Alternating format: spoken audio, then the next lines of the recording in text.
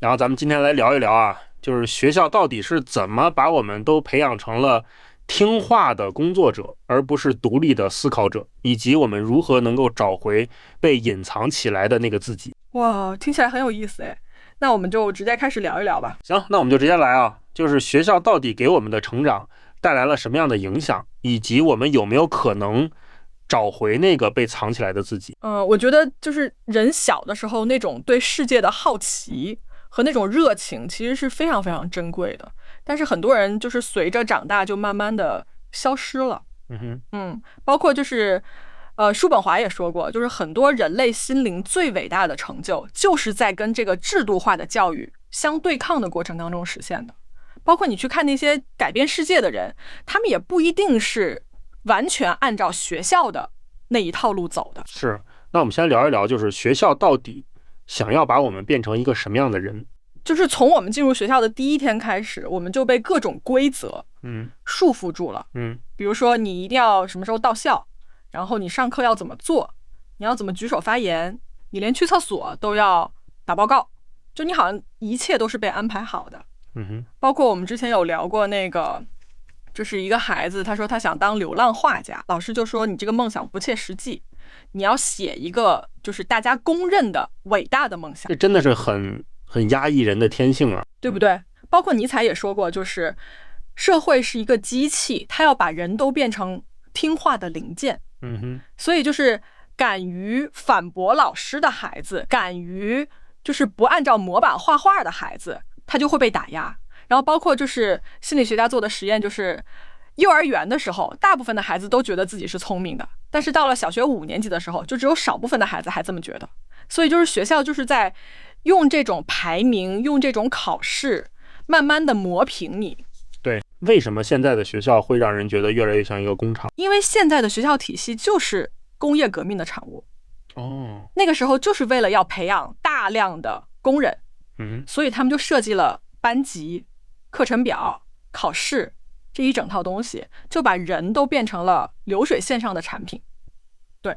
包括普鲁士王国，他们当时在19世纪做的教育改革，他们就是为了要培养听话的公民和士兵，所以他们就要求所有的孩子都要去上学，然后学一样的内容，按照时间来上课下课。这个东西后来就传到了全世界，听起来就像是在塑造标准件。对呀，你看我们现在的学校里面，就是把学生按照年龄来分班，然后全国有统一的课程设置，用考试分数来区分你的好坏，就完全都是一个工厂的思维模式。对，包括我之前不是说我侄女嘛，她能背出圆周率小数点后20倍，但是她却不知道为什么月亮会跟着人走，就她所有的东西都是为了应付考试的，它并不是真正的知识。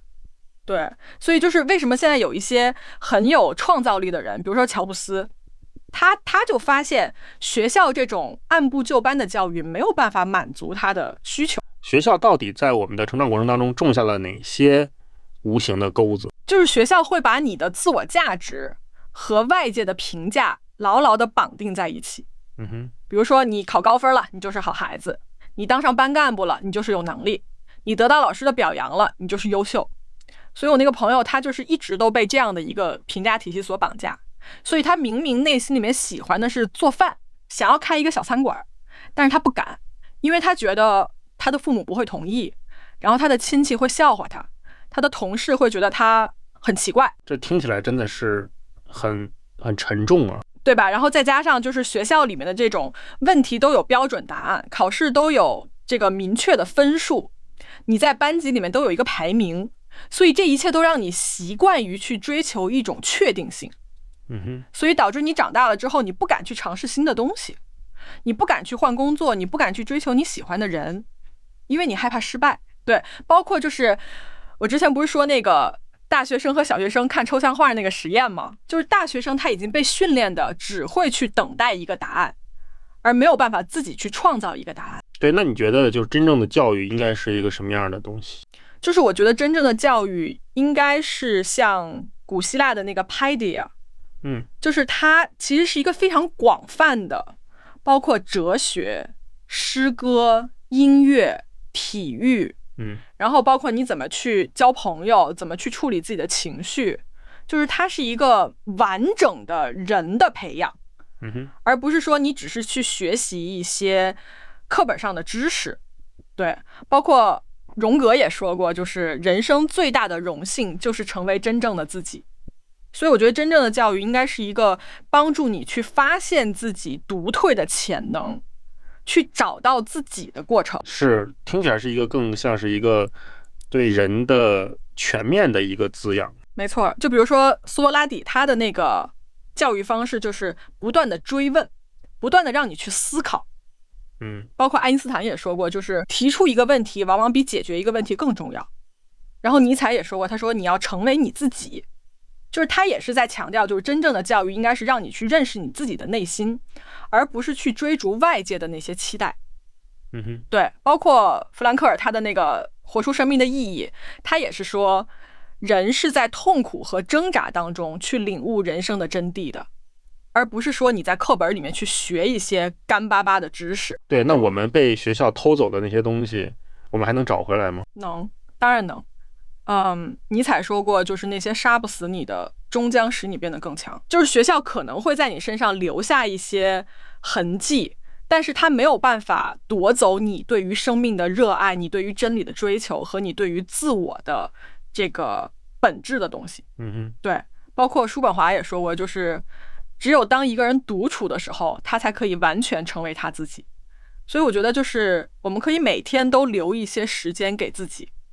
就什么都不做，就静静的坐着，然后去倾听自己内心的声音，慢慢的去唤醒那个真实的自己。听起来就是要跟自己好好的待着。没错，然后就是要敢于去犯错。就是从小事儿开始去尝试一些新的东西。对，就像小孩子学走路，他就是要不断的摔倒，他才能够学会走路。包括你也要学会去拒绝一些你不想做的事情。对，就是要敢于去划清自己的边界，告诉这个世界你是有原则的。对，还有就是尼采说的，就是没有岩石的阻挡，哪能激起美丽的浪花。就是痛苦往往是一个礼物，就比如说你考试失利了，或者说你失恋了，或者说你失业了，在这种时候你反而可以去反思，到底什么东西是你真正想要的。对，那你觉得就是教育它真正的终点应该是什么？我觉得教育的终点应该是帮助每一个人找到自己的热情和方向，然后能够在真实的生活当中去实现自己的价值。对，就像叔本华说的，就是教育的真谛不是要填满一个水桶，而是要点燃一把火焰，就是你要去发现你自己内心当中的那个火焰，那个兴趣，那个动力。尼采也说过，他说你要对待生命大胆一点，因为你最终要失去它，所以你不要让别人的期待淹没了你自己内心的声音，你要去为自己活一次。行吧，那我们今天聊了这么多啊，关于学校是怎么把我们都培养成了听话的工作者，而不是思考者，然后也聊了聊我们如何能够通过独处，通过试错，通过说不，来找回那个被隐藏起来的自己。